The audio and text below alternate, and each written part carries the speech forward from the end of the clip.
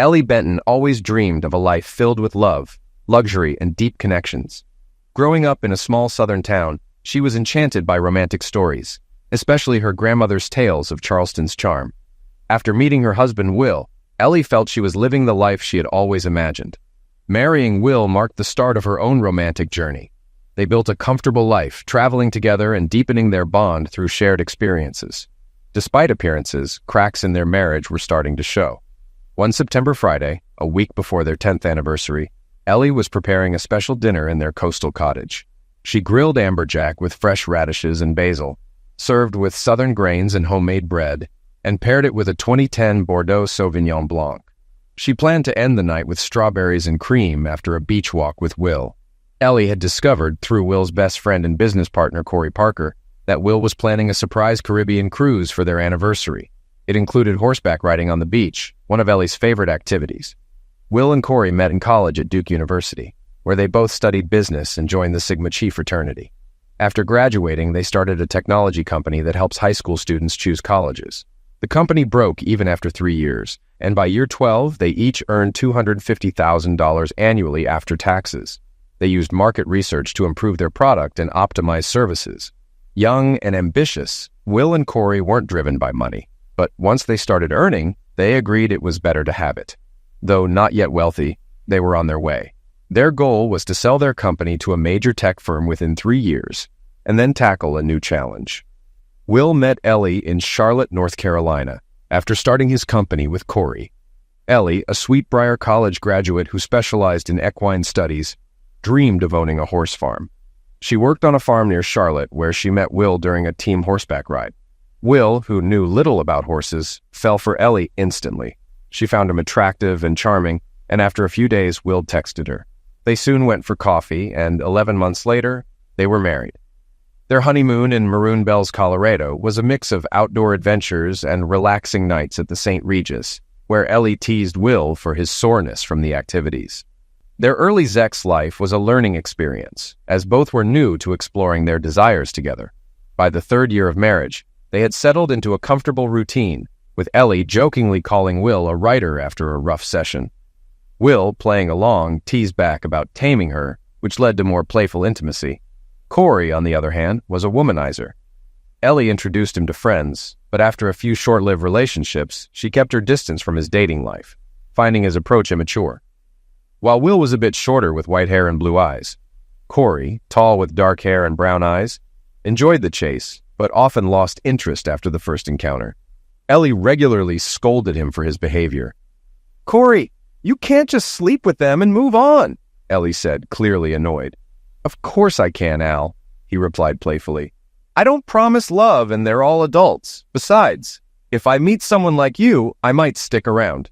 Turning to Will, Corey added, "Don't drag me into this, brother." Will, reading Ellie's mood, wisely responded, "I may not be pretty, but I'm no fool."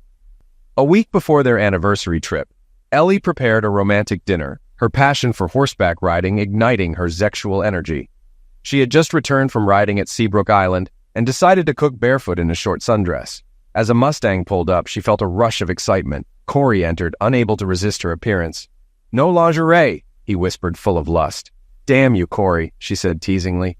"Go shower. Dinner's ready in 5 minutes, and later I'll give you the best dessert of your life." 9 months earlier, Corey had started his pursuit of Ellie. He often annoyed her, but saw it as part of the challenge. Despite introducing him to her single friends, Ellie grew frustrated when Corey discarded them after brief flings. For Corey, though, it was all part of his plan. He used these interactions to learn about Ellie through her friends, gathering information to slowly seduce her. Corey didn't intend to harm Will, his longtime friend and business partner. He wasn't trying to outdo him, but saw seducing Ellie as a challenge. He believed he could win her over, enjoy the affair briefly, and then end it, convincing Ellie to stay loyal to Will. His goal was for everyone to come out ahead, with Will never finding out. For years, Corey had pushed Ellie, teasing and apologizing.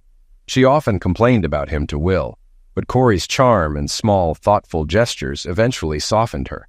When she hugged him and said, "I still hate your dam in the A, but you can be so sweet," he knew he was back in her good graces. It was the end of January when Corey finally made his breakthrough. Just before Christmas, he had met Ellie's stablemate, Joe, a tall, lively redhead with a wild personality. Their chemistry was undeniable, and they had sex just 30 minutes after their first kiss on New Year's Eve. After leaving the party, they headed to Corey's apartment, where their night of passion continued into the next morning. Though Corey enjoyed being with Joe, his focus remained on Ellie. Joe was just a means to an end. He craved Ellie and knew that with persistence, he could have her. His imagination often wandered to how it would play out. On January 23rd, Corey was at Will and Ellie's house to watch Sunday Night Football.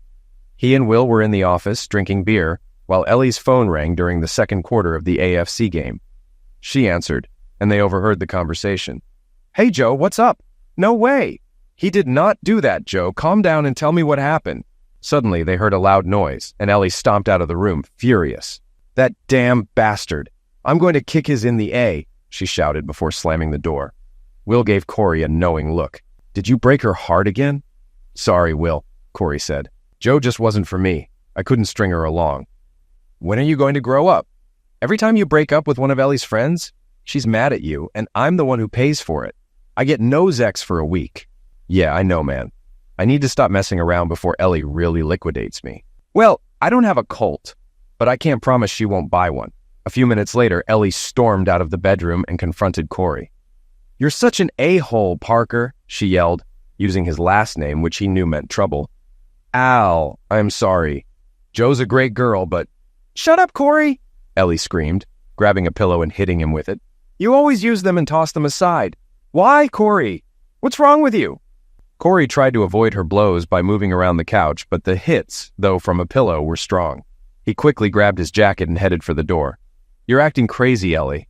I'm sorry I hurt Joe, but I think I should leave. We can talk when you've calmed down." "Calm down?" she shouted, following him. "You sleep with my friends and you think I should calm down?" She threw the pillow as Corey closed the door, narrowly missing him. Still furious, Ellie opened the door again and chased Corey down the sidewalk. Will, deciding not to get involved, remained on the couch, watching football. "I'm not done with you, Corey Parker! Get back here!" Ellie screamed, as she followed him to his car, parked out front and hidden from view by a hedge. They were alone. Corey raised his hands in surrender. "Okay, Al, hold on a minute," he said, softening his tone. "It's 28 degrees, and you're out here barefoot in just a t-shirt. You should go inside before you freeze." Her teeth were chattering, but she wasn't backing down. "To hell with that, Parker." Then she started crying again. "Why, Corey? Why do you treat my girlfriends and every other woman like this? What happened to you?" This was the moment Corey had been waiting for. Putting on his best sympathetic look, he replied, "Do you really want to know, Ellie? Are you sure? Because once I say it, there's no turning back." Ellie was surprised by his sudden vulnerability. She'd always seen him as shallow, but now she glimpsed a deeper side.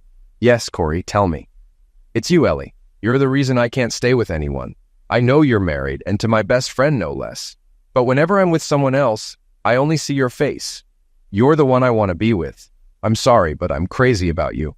"But Corey, we can't. I mean, I'm flattered, and I care about you too, but we can't. This isn't right." There's a fine line between anger and passion, and Corey knew he was about to cross it with her. He didn't let her finish. Grabbing her with strong hands, he kissed her deeply, one hand on her head and the other around her waist. This was the moment of truth. She would either push him away or respond. At first, she didn't resist, but didn't fully give in either. After a few moments, her weak protest turned into a soft moan, and she kissed him back. Ellie wrapped her arms around his neck, melting into the embrace. Their tongues intertwined, driven by passion, anger, and desire. It lasted over a minute, an intense mix of emotions swirling between them. When they finally broke the kiss, they still held on to each other. "Oh God, what have I done?" Ellie whispered, pulling back slightly. Corey didn't respond. He knew she wasn't asking him. Instead, he kissed her again, his hands now exploring her body.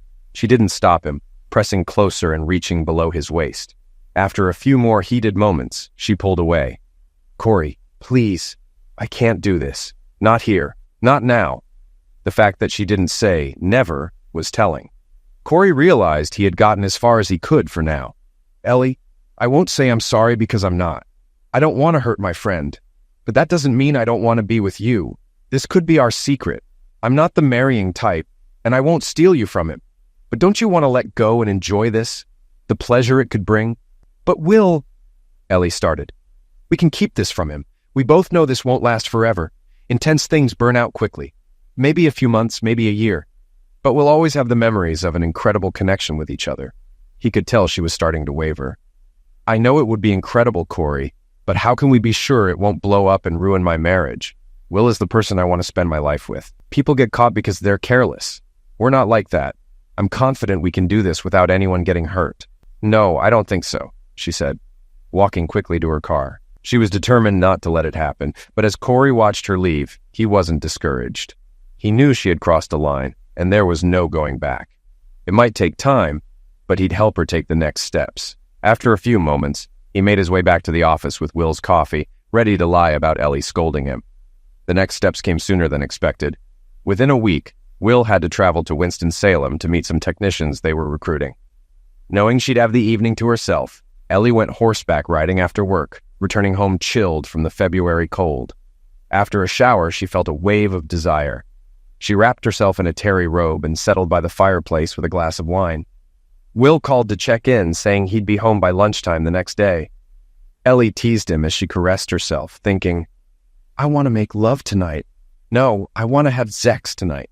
10 minutes later, there was a knock at the back door. Startled, Ellie turned to see Corey Parker standing there, smiling, holding a bottle of 2012 Camus, a 40th anniversary edition wine. Something clicked, and without hesitation, she threw open the door and rushed into his arms, kissing him as if it were the last kiss she'd ever give. There was no one around on that cold February night. Corey put on Will's jacket and cap, just in case anyone saw him, but no one did. He scooped Ellie up, slinging her over his shoulder, and carried her upstairs to the Bentons' marital bed.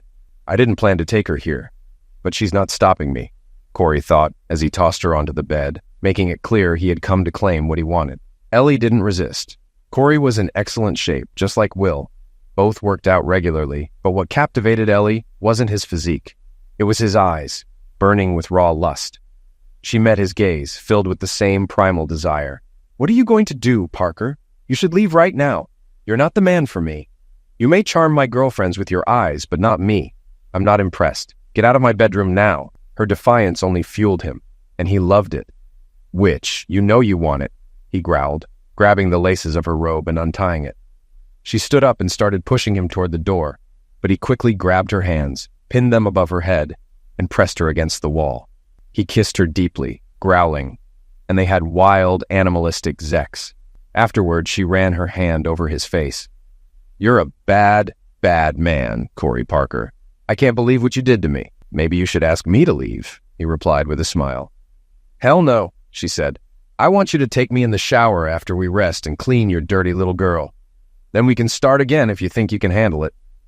A few minutes later, he obliged. They showered, dried off, and returned to bed. After a couple of hours and another shower, they cuddled and drifted off to sleep. Before Ellie fell asleep, she finally thought of Will. Corey, thinking ahead, set his phone alarm for 6:30 a.m. He let her sleep while he made coffee, considering how careful they'd need to be in the coming months. He started wondering if a short affair would be enough. Ellie was an incredible lover, pushing him in ways no other woman had. He enjoyed her submissiveness, but was equally drawn to her ability to challenge him. Ellie woke to the smell of fresh coffee and saw Corey smiling at her. After heading to the bathroom, they sat quietly, sipping coffee together. Once they finished their cups, they moved to the kitchen for more. But before she could enjoy her coffee, Ellie found herself bent over the kitchen table, experiencing another round of Corey's passion. 2 hours later, the bed linens were washed, and Corey was in the office. Will had just gotten into his car, heading home to his loving wife. Ellie knew Will would want to make love that evening, and in a strange way, she wanted him to. She wanted him to take her back. She knew she would continue her affair with Corey, but somehow convinced herself she could keep them separate and enjoy both. That morning, she and Corey talked about being extra careful. She believed it could work until they tired of the affair and she returned to being a faithful wife. The word betrayal never entered her mind. Like most people, she considered herself a good person. What she was doing didn't seem right, but she refused to see it as truly wrong. I love Will, and I'll never stop, Ellie thought to herself. She didn't dwell on how she could balance love, fidelity, and an affair with her husband's business partner.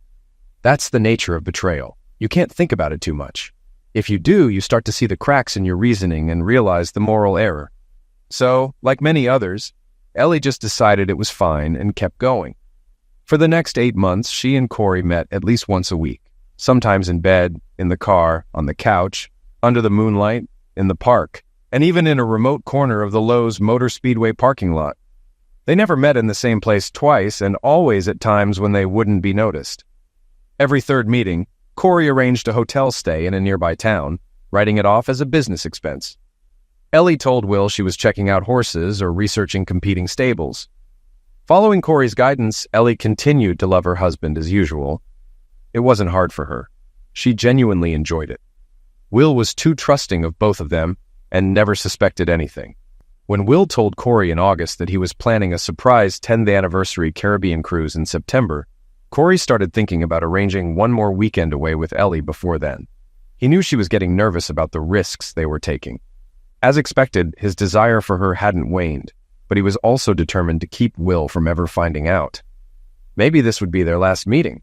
Back in Charleston, Corey kissed Ellie again before heading to the outdoor shower near the master bedroom, knowing their night would be unforgettable.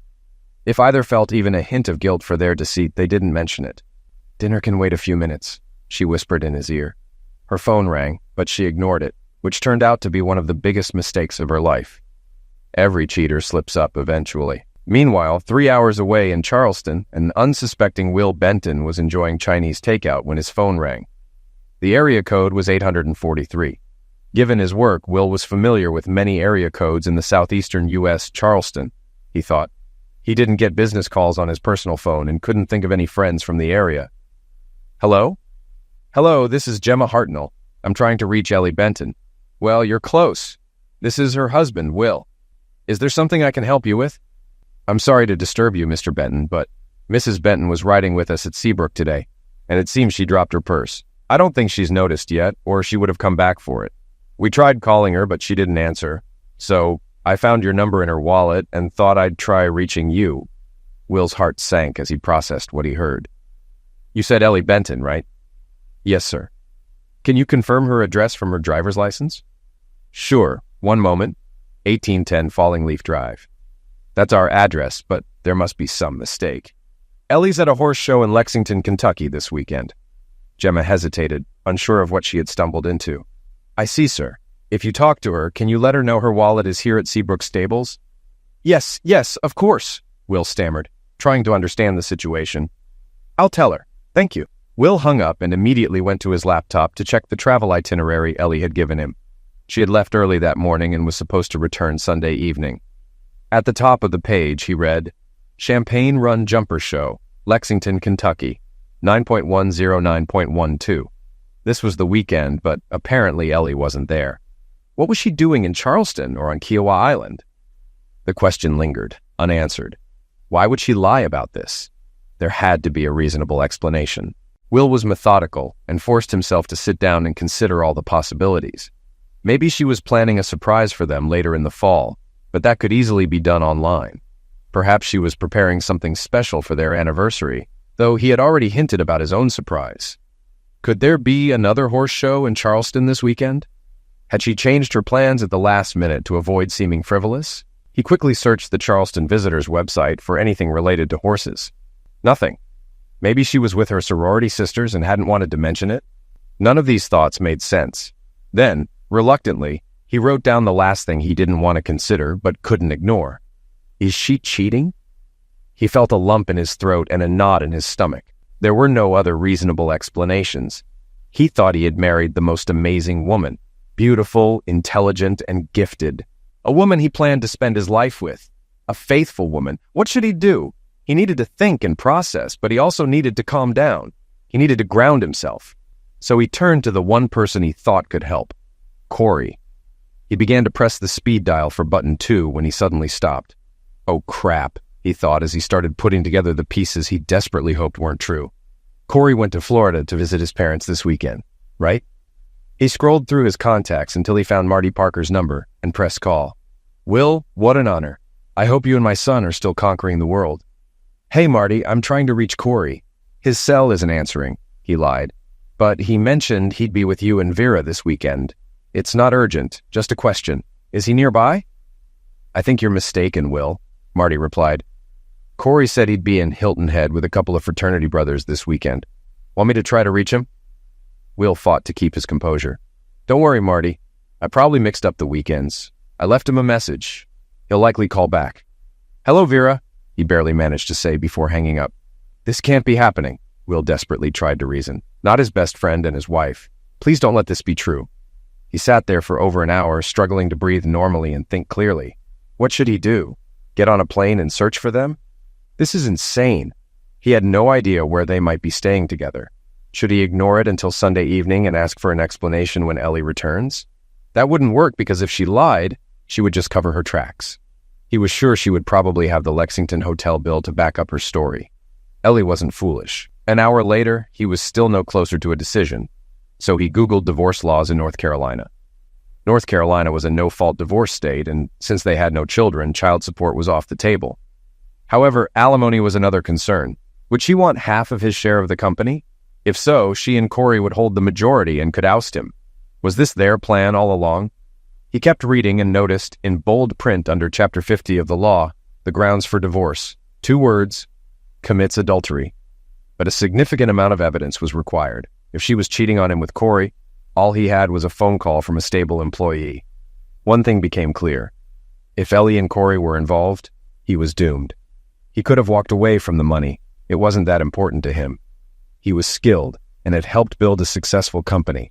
He could easily find a high-paying job elsewhere or even start his own business. But Will also knew he couldn't pretend to be a loving husband for months while a private investigator uncovered the truth. It was late Friday night when he finally admitted he was just going in circles with his thoughts. He took 3 Tylenol PM tablets, set his alarm for 8 a.m., and went to bed. After 30 minutes of tears, the medication began to kick in. Meanwhile, in Charleston, it was past midnight when Corey and Ellie sat on the screened-in porch after a wonderful dinner, a moonlit walk on the beach, and 2 hours of passionate sex. The first hour had been rough, as if both partners needed to dominate one another. After their walk, Ellie ran a bath in a deep vintage clawfoot tub and told Corey to wait for her in the king-sized 4-poster bed. "No more waiting, witch," he growled, heading straight for the tub. Ellie would never let Will treat her like that, but Corey's relentless desire excited her. She loved when he took control and that he wanted her more than anyone else. Knowing he had other women only added to her twisted pride. Moments later, they moved to the bedroom. 15 minutes later, they were back on the porch, quietly talking in the afterglow. Ellie wore very short shorts and a t-shirt that barely covered her, while Corey sat beside her in loose Nike shorts. Her legs rested on his lap as he massaged her feet and calves. "What are we doing, Corey?" "What do you mean, baby?" "I think you know exactly what we did," she snapped. "Don't be smart," he replied, playfully hitting her shoulder. "Why are we doing this? We've been together for over 8 months. You have more girls than you want, and I have a husband whom I love." The last words caught in her throat. She truly felt a deep love for her husband, but how could she express that with a straight face, given where she was and what she was doing? Corey knew better than to tease her about her feelings for Will. In truth, he also felt a twinge of guilt whenever she mentioned his name. He had known Will for nearly 7 years longer than she had. They spent 8 to 10 hours every day in each other's offices, planning, revising, pushing, creating, and developing. With no siblings of his own, Will was like a brother to Corey. "I don't know, Ellie, I just can't keep my mind or hands off you. I love Will too, but you intrigue me and I have to have you." "Maybe you just can't accept that Will has something you don't," Ellie mused.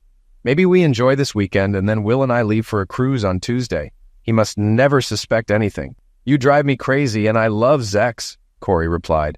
"But I want to live with Will as my husband and hopefully the father of our children soon." "I hope you're not suggesting this weekend will be our last," Corey challenged. "I'm not sure, but no," she admitted. "I don't think I can give up your incredible sexual skills overnight." "Don't get cocky, stud," she teased. "But you always make me see stars when we have Zex," she conceded. "It's too late to tell me not to be arrogant," Corey said, standing up and picking her up to carry her to bed. Maybe this wouldn't be their last encounter, he thought for a moment before they indulged in each other again. At 8 a.m. sharp, Will Benton woke up, groggy from too many sleeping pills. He took a cold shower to clear his mind and brewed a pot of coffee. The next half hour was spent finalizing a plan he had been developing. 5 minutes later, he was dialing the after-hours number for Sterling Private Investigators in Charleston, South Carolina. The operator took his information and promised that one of their highly trained professionals would return his call within 30 minutes. Private investigators earn their keep by what they uncover, so the return call came in under 10 minutes. "Mr. Benton, this is Amanda Cunningham. How can I assist you?" Will explained everything. His wife, Ellie Benton, claimed she was going to Lexington for the weekend, but somehow she had dropped her wallet at the stables on Kiowa Island. He suspected she was with her lover, his business partner, Corey Parker. He had no idea where they were staying, but assumed it was a private house or cottage, secluded enough for discretion. They would likely be there until tomorrow, so time was of the essence. He needed undeniable evidence. Photos, videos, audio recordings, anything. Money wasn't an issue. Amanda chuckled silently at that last point. Don't worry, Mr. Benton. Once we receive your 50% deposit, our team will locate them if they're here and find out exactly what they're doing. We don't call ourselves highly trained professionals just for fun. Our small firm of 5 has over 30 years of combined experience in surveillance, espionage, and covert operations. I'll know their whereabouts within the hour. They spent another 15 minutes discussing the details. Will wanted a bit more information before sending the $6,000 deposit. Amanda's responses were clear and convincing. Will received the transfer details, made the electronic payment, and they agreed she would call him by noon with an update. At the same time, Ellie checked her voicemails from the previous night. She realized she had forgotten to call Will to check on him. She did so from the Mustang as Corey drove them back to Kiowa to retrieve her wallet. The call went straight to voicemail, so she left Will a sweet, loving, yet completely misleading message about the horses and the terrible breakfast at the North Lexington Courtyard Marriott. She assured him she was looking forward to their 10th anniversary celebration next week. When they arrived at Seabrook, Ellie hurried into the office to get her wallet. Since Gemma wasn't working that morning, she didn't know about the call Gemma had made to Will the day before. Ellie and Corey decided to shop on King Street and grab lunch at slightly north of Broad. Meanwhile, Will gave Amanda and her team some time to work and contacted Ed Simmons, a longtime family friend and a sharp lawyer. Ed was preparing for a round of golf at Cedarwood Country Club when the call came in. He decided to answer, apologizing to his partners, giving his caddy a generous tip, and heading straight to Will's place. Ed and Will spent the next 90 minutes discussing the details and planning the best course of action. Ed quickly concluded that Ellie was likely cheating, with Corey being the other party involved. Will's phone rang at 11:57 a.m. Amanda was on the line. Ellie is definitely in town, Amanda reported. She went to Seabrook yesterday and was back this morning with a man in a red Mustang convertible to pick up her wallet. The man matches Corey Parker's description. The car was rented from National Car Rental under Mr. Parker's name, with an address listed for a cottage on the northern end of Folly Island, secluded and private. She paused before adding, "They're currently downtown shopping on King Street and just sat down for lunch at Snob. It looks like shrimp and grits, but I can't confirm." Will was shocked by the speed and accuracy of the information. "How the hell did you figure all this out so quickly?" he asked. Before Amanda could answer, Ed interrupted. "Mrs. Cunningham, this is Ed Simmons, Mr. Benton's lawyer. Would you mind if we recorded this conversation?" "Sure," Amanda replied, "but please call me Amanda." "Thank you, Amanda," Ed continued. "We're officially hiring you on behalf of Mr. Benton. Please send all future invoices to my email. Also, could you confirm the receipt of my client's payment?" "Yes," Amanda said. "One of my assistants is already verifying the transaction. We'll proceed immediately with surveillance and evidence gathering. You'll receive an update by noon tomorrow." Amanda and Ed spent another 15 minutes outlining a plan for further action. Will listened closely, impressed by how well they collaborated. Amanda suggested ideas that Ed accepted, leading them to a solid plan. "Thank you, Amanda," Ed concluded. "You have a lot to accomplish in a short time, so I'll let you get back to work." "Got it," Amanda replied before hanging up. Turning to Will, Ed became serious. "Will, I need to know your ultimate goal here. Do you want to try to salvage the relationship, or are you considering divorce? I hate to put you on the spot, but I need to know the direction we're heading." Will sat in silence for a moment. He wasn't impulsive, but the reality of his situation hit him hard. "I loved her with all my heart, Ed. I trusted her and she betrayed me. My best friend did the same." He shook his head, fighting back tears. "This isn't just a mistake. This is deliberate betrayal, and I can't stand for it. I want them both out of my life, no matter what it costs. I want them to feel the pain I'm feeling right now." Ed reached out and squeezed Will's shoulder. "All right, let's get to work." By Sunday afternoon, Ellie was becoming anxious. She had called Will 5 times, 3 times on Saturday and twice on Sunday morning, but all she got was a polite but brief text. "Busy with the crisis. We'll talk Sunday evening. Enjoy Lexington." She showed the message to Corey and asked him to call Will to find out what was going on. He couldn't know, could he? She asked, panic creeping into her voice. How can I call him, Ellie? Corey responded.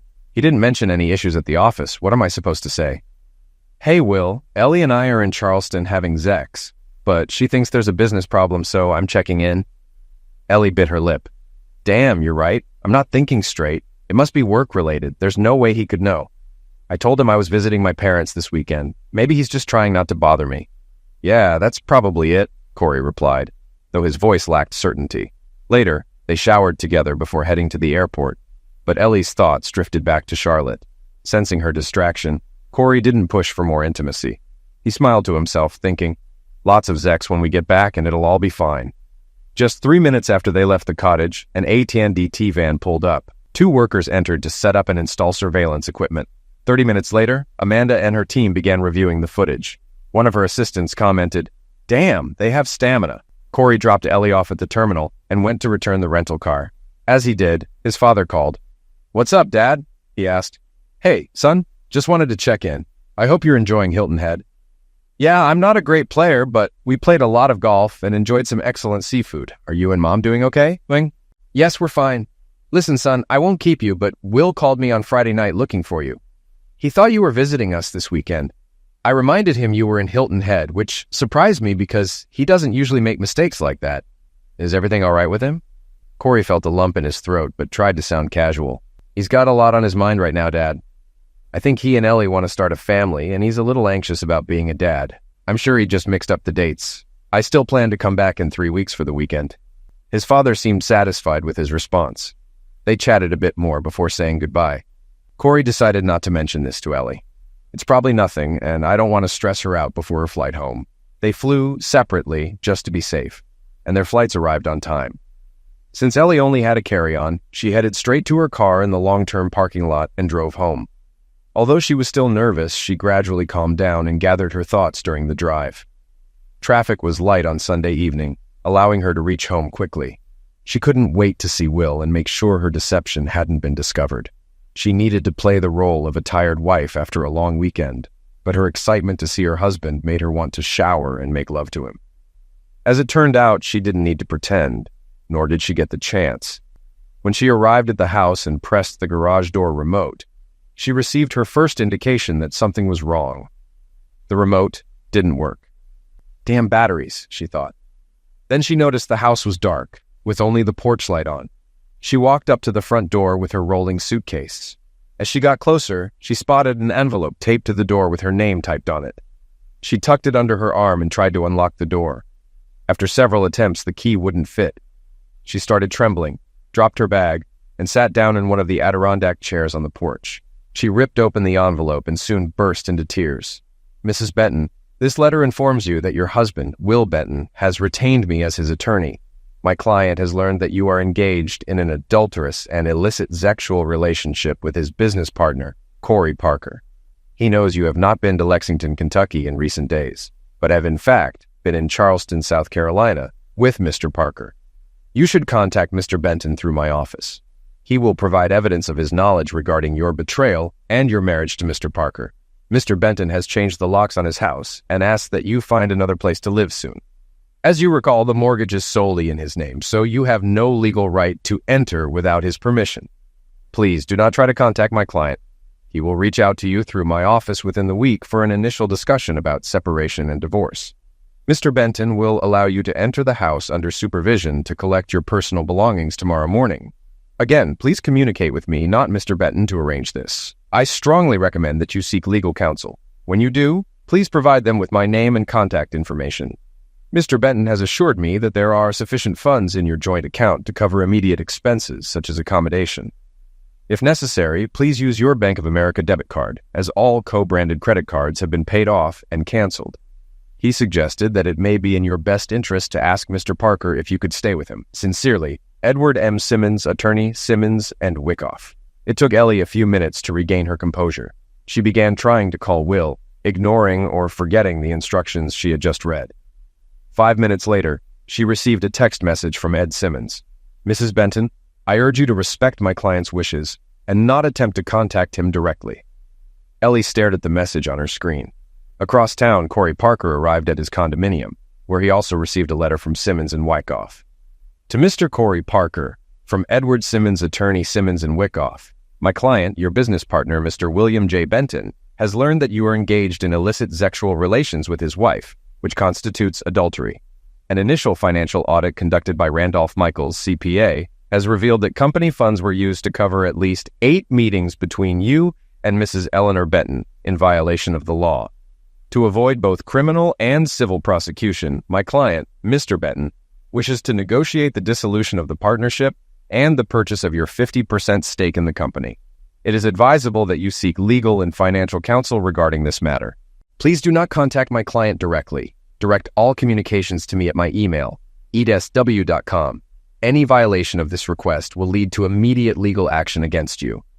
Corey cursed himself. Damn, how many times have I taken Ellie with me and labeled it as entertainment expenses for clients? He realized he had already electronically submitted about $1,000 from last weekend to the accountant for reimbursement. He knew Will rarely scrutinized expenses closely, and Diana, the accountant, had no reason to suspect anything amiss. The annual independent audit was completed 2 weeks ago, with no discrepancies found. The total amount couldn't be more than a few $1,000s. But there's definitely something here that a snake like Michaels could have uncovered.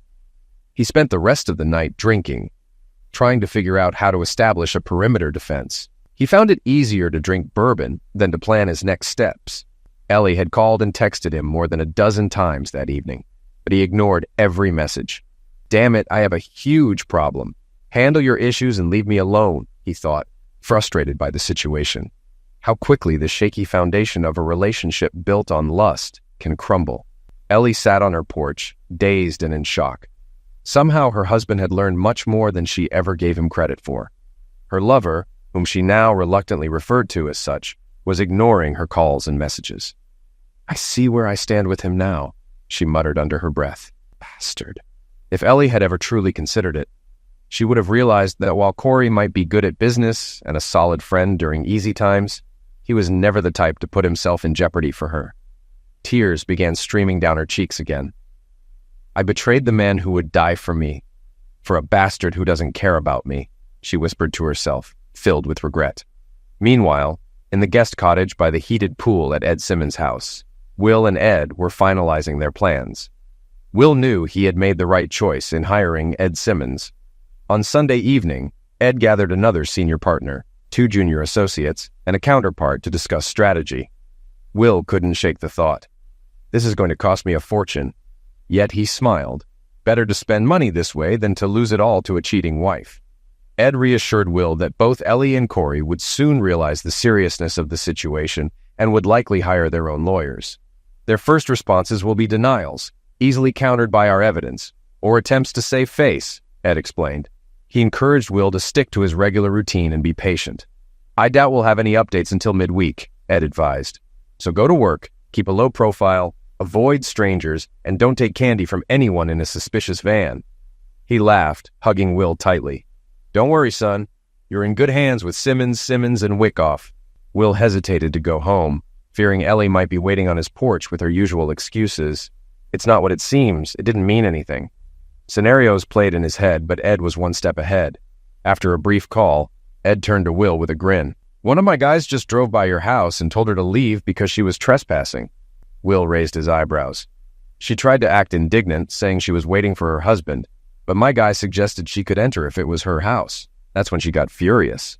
Ed chuckled. He pretended to call the police loud enough for her to hear.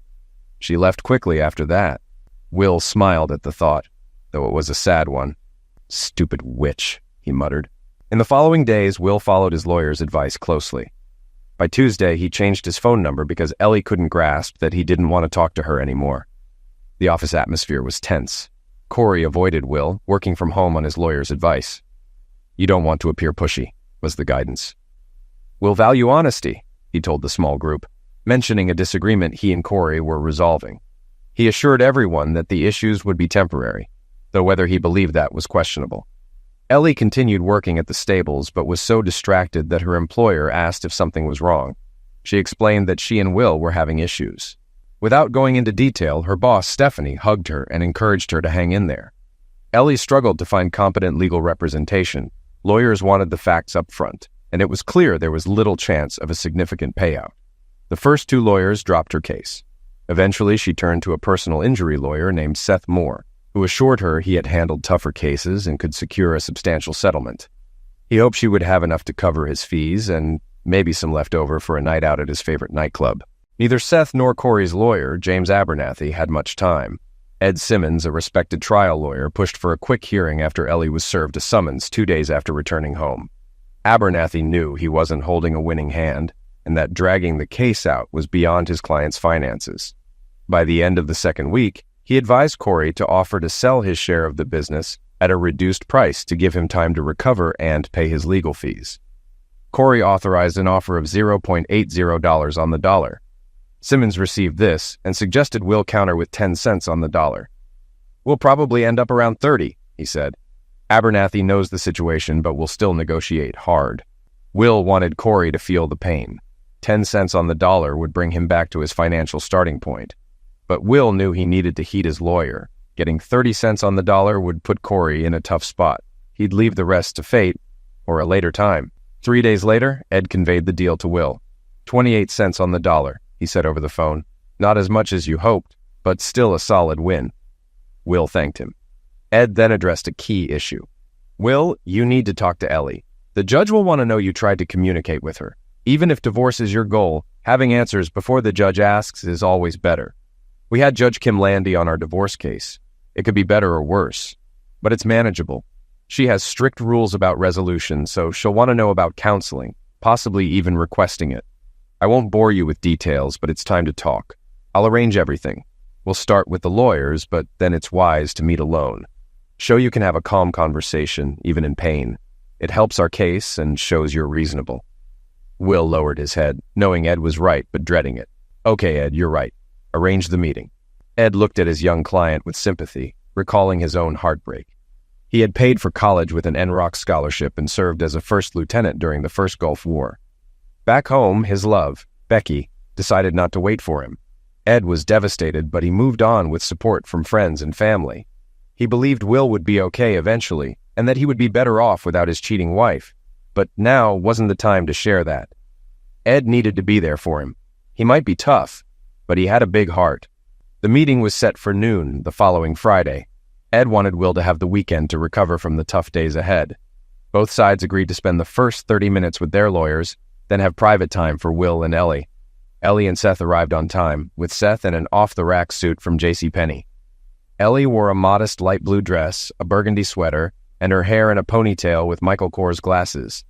Ed and Will stood as they entered the private conference room at Simmons, and Wickoff, ensuring the other party had to walk through several lobbies.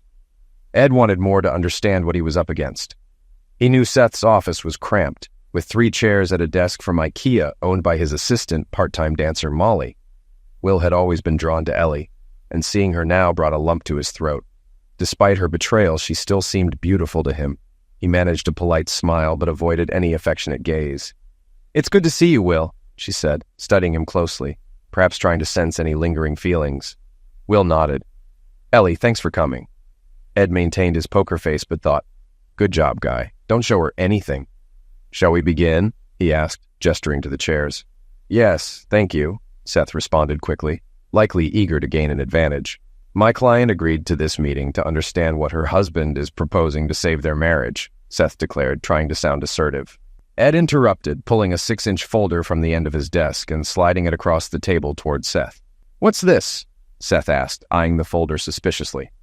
"I'm not sure we're ready to accept any documents today," he added, his uncertainty evident. Ed leaned forward. "This is about 50% of our evidence. It demonstrates your client's adultery and betrayal of her marriage vows." He pointed to the folder. "We've omitted unnecessary details to avoid repetition. Inside, you'll find recordings and photographs of your client's sexual encounters with Mr. Corey Parker in Charleston, South Carolina 3 weeks ago. We also have testimonies from hotel staff who saw your client register under false names as husband and wife with Mr. Parker. These meetings occurred over 6 months, and our investigation provides only verifiable facts." Seth turned pale, while Ellie's reaction was more intense. She tensed, realizing the extent of the evidence against her. She winced, picturing people seeing photos of her private moments that had once felt thrilling but now seemed cheap and shameful. Without missing a beat, Ed slid a second thinner folder across the table. "This is my client's proposal for a divorce settlement." He looked at Ellie. "Personally, I think the terms are quite generous. If it were up to me, I'd take this directly to the judge and show her the extent of your betrayal, Mrs. Benton. However, Will, being the honorable man he is, insisted I present this offer first." Ellie appeared defeated, and Seth, clearly outmatched, shuffled in his seat. Ed knew they wouldn't reach an agreement today, but with the initial hearing just 2 weeks away, there would be room for bargaining. Will's offer was tough, but fair. A lump sum payment of $75,000 if Ellie agreed to relinquish her stake in the business. She would waive all future claims and split the proceeds from the house sale. Ellie could keep her car, but would start paying for its upkeep a month after the divorce. She could take any furniture except the wedding bed and a set of antique rocking chairs from Will's grandmother. She could also keep her jewelry, except for the engagement and wedding rings, which were to be returned upon finalizing the divorce. Lastly, she had to acknowledge that her adultery was the reason for the divorce. Seth, trying to sound assertive, replied, "My client and I will review this offer and provide a counter by early next week. However, Mrs. Benton will not agree to her husband's demand for the return of the rings." Ed remained calm, though his anger was evident. He leaned in, voice steely. "Seth, we both know your client has repeatedly violated her marriage vows with full awareness of the harm she caused my client. If you want to play this out in front of Judge Landy, go ahead. I'd welcome the chance to see you squirm in her courtroom." Seth fell silent, his bravado fading.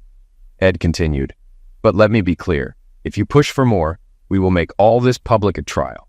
You have until Tuesday afternoon to respond. After that, this offer is off the table and we'll see you in court." Seth hesitated, but even he knew Ed held all the cards. The settlement, while harsh, was also a lifeline for Seth.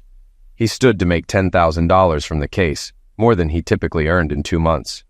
The tension was thick, but the meeting was effectively over. Ed stood and buttoned his jacket. "Let's give the Bentons some time to talk privately." Seth stood and shook hands with Ed, offering the obligatory, "We'll be in touch."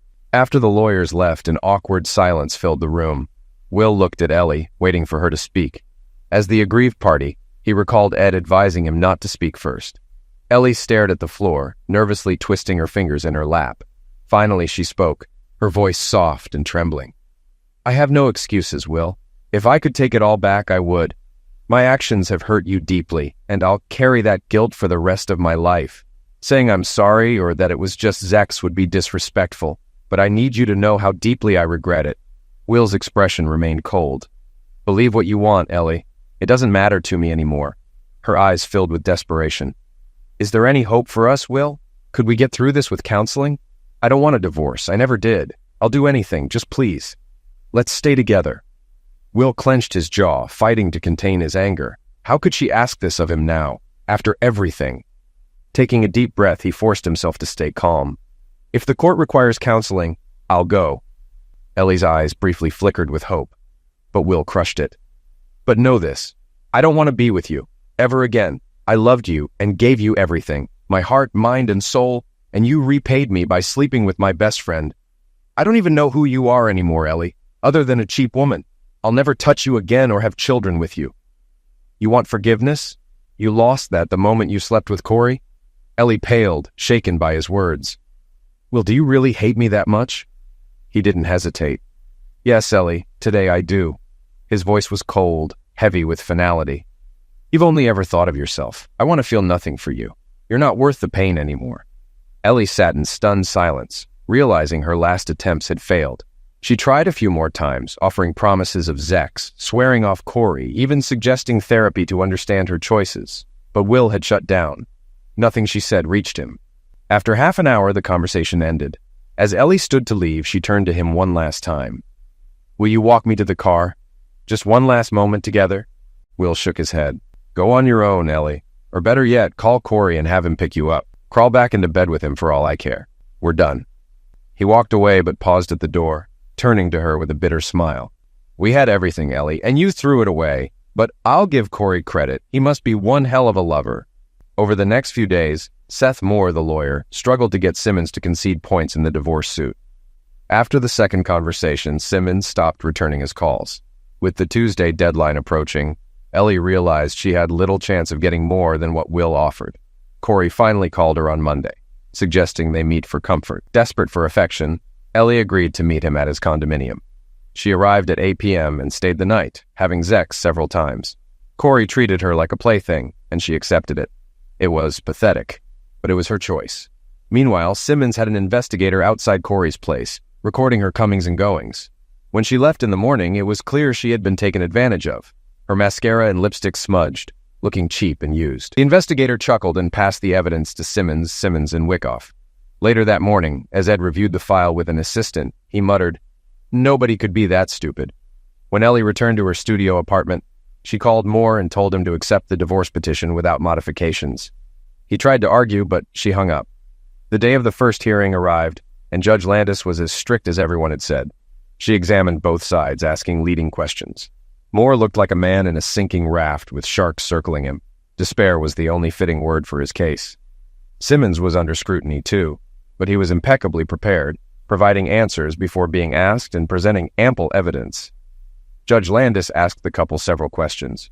Will was well prepared, while Ellie was not. At the end of the hearing, Judge Landis stated, "The evidence in this case is overwhelming. While every difficult marriage has two sides, Mrs. Benton, I see no good reason for your decision to leave your husband for Mr. Parker. As I understand it, he even sold his share of the business for almost nothing, which confirms my view. I usually recommend counseling, but your cruel betrayal makes reconciliation impossible. I urge you to carefully reconsider your choices and focus on living your best life on your own. Mr. Benton's divorce claim and its terms are granted. The marriage is dissolved. Court is adjourned." There were no celebratory hugs or applause from Will. He and Ed discreetly shook hands. Seth Moore quickly retreated, leaving Ellie at the table. She stood up and exited the courtroom completely alone. Will began his new life, alone and in pain, but knowing he wasn't broken. 5 months after finalizing his divorce, Corey left his condominium and apparently slipped, falling down 3 flights of stairs. He spent 3 weeks in the hospital afterward with a blood alcohol level of 0.15, nearly double the legal limit. He didn't remember the fall. His insurance expired while he was job hunting, and his hospital bills drained his savings. Will learned about the incident during a trip to Smoky Mountain National Park and smiled to himself, thinking couldn't happen to a better guy. The police investigated and found that Corey had a visitor that evening, Ms. Ellie Shriver. Detectives uncovered clear evidence that they were lovers, but it also turned out Corey had another relationship on the side. Ellie was convicted of felony attack and sentenced to 3 years in prison. It was a harsh experience. To this day, Corey walks with a noticeable limp and works in technical support for a local college.